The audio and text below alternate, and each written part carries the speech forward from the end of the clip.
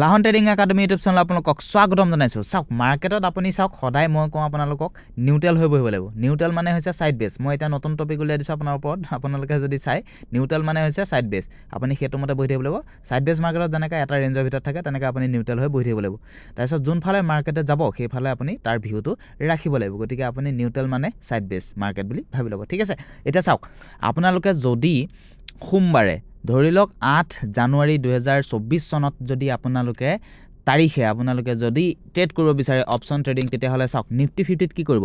যদি gap up opening হৈ যায় 21,800ৰ আশে-পাশে, মাৰ্কেটত অকণমান চাব তাত ৰেঞ্জত কি কৰিছে। সেই ৰেঞ্জত লাহে লাহে যদি বুলিছ ভিউ ৰাখিছে তেতিয়া মাৰ্কেটৰ আপচাইডলৈ বুলিছ ৰাখিব পাৰে 22,000লৈকে, 22,000ৰ পিছত 22,150লৈকে টাৰ্গেট ৰাখিব পাৰে গেপ আপ অপেনিং হৈ পেলাই। আৰু যদি ডাউন চাইডলৈ আহে তেতিয়াহ'লে আপোনালোকে ফাৰ্ষ্ট টাৰ্গেট 21,650।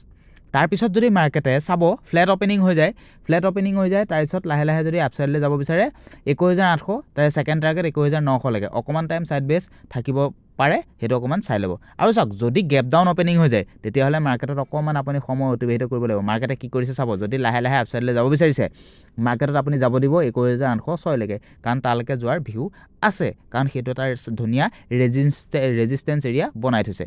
আৰু যদি তললৈ আহে তেতিয়াহ'লে 21,500ৰ তলত, তেতিয়াহ'লে 450লৈকে বেৰি ষ্টেট ল'ব পাৰে।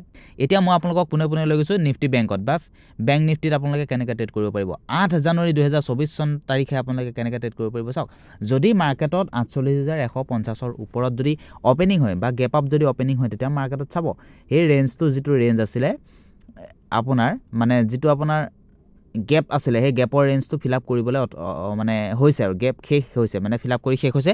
গতিকে তাৰ ওপৰত যদি মাৰ্কেটত আপোনাৰ চাব 21,150ৰ ওপৰত যদি ভাল কেণ্ডেল এডাল বনি যায় তেতিয়াহ'লে আপুনি লাহে লাহে বুলিছ ভিউ এক্সপেক্ট কৰিব পাৰে। যিটো ফাৰ্ষ্ট টাৰ্গেট আপুনি ৰাখিব 48,400, তাৰপিছত ছেকেণ্ড টাৰ্গেট ৰাখিব 48,550, থাৰ্ড টাৰ্গেট 48,800লৈকে আপুনি ৰাখিব পাৰে। যিটো টাৰ্গেট হ'ব সেইটো আপোনাৰ ডাঙৰ টাৰ্গেট হ'ব।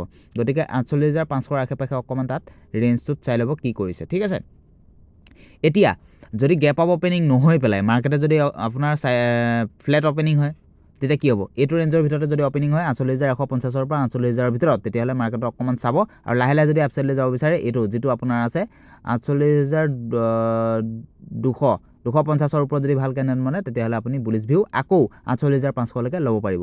আৰু যদি তাৰ পৰা যদি 250 বা 300ৰ আশে-পাশে থাকি পেলাই মাৰ্কেট আকৌ বেৰিছ হয় তেতিয়াহ'লে আকৌ 48,000লৈকে আপুনি ভিউ ৰাখিব পাৰে বেৰিছ ভিউ। মাৰ্কেটত আপুনি সদায় দুইফালে ভিউ ৰাখিব লাগিব, বুলিছ বেৰিছ দুইফালে, মানে আপুনি নিউট্ৰেল হৈ বহিব লাগিব। গেপ আপ অপেনিং হ'লে মই ক'লোৱেই আপোনাৰ 48,800লৈকে আপুনি টাৰ্গেট ৰাখিব পাৰে, ঠিক আছে।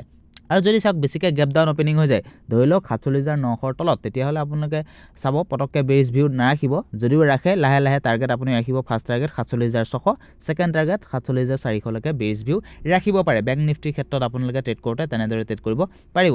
এতিয়া মই আপোনালোকক পোনে লৈ গৈছোঁ ফিন নিফটিত কেনেকৈ ট্ৰেড কৰিব পাৰিব। চাওক ফিন নিফটি চাওক সোমবাৰে আপোনালোকে ফিন নিফটিত ট্ৰেড কৰিবলৈ হ'লে চাওক এটা ৰেঞ্জৰ ভিতৰত যিহেতু আছে, এই ৰেঞ্জটো চাওক অকণমান ব্ৰেক আউট দিছিলে কালি, ঠিক আছে, যোৱাকালি আপোনাৰ শুকুৰবাৰে দিছিলে। গতিকে সেই ৰেঞ্জৰ ওপৰত যদি আশে-পাশে অপেনিং হয় সেই ৰেঞ্জৰ ওপৰত থাকিব দিব, ভাল আপুনি ট্ৰেড ল'ব পাৰিব।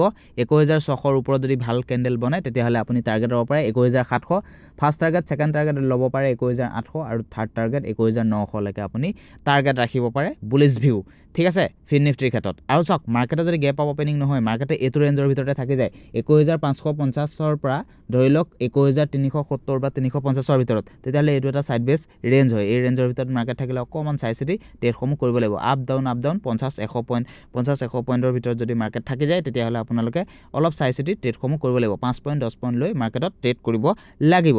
যদি বেছিকৈ গেপ আপ অপেনিং হৈ যায় তেতিয়া মই বেৰিছ ভিউ ৰাখিম, যিটো আপোনাৰ 21,370 বা 350লৈকে বেৰিছ ভিউ মই ৰাখিম। গতিকে সেইসমূহ আপোনালোকে অকণমান চাই চিতি ট্ৰেডসমূহ কৰিব এই ৰেঞ্জটো। আৰু যাওক যদি আপোনাৰ বেৰিছ হ'বলৈ হয় ভাল বেৰিছ, তেতিয়াহ'লে 21,250ৰ তলত আহিলে মাৰ্কেটত আপুনি বেছিকৈ বেৰিছ ভিউ এক্সপেক্ট কৰিব পাৰে ফিন নিফটিৰ ক্ষেত্ৰত। গতিকে আজিলৈ ভিডিঅ'টো ইমান আছিলে, ধন্যবাদ।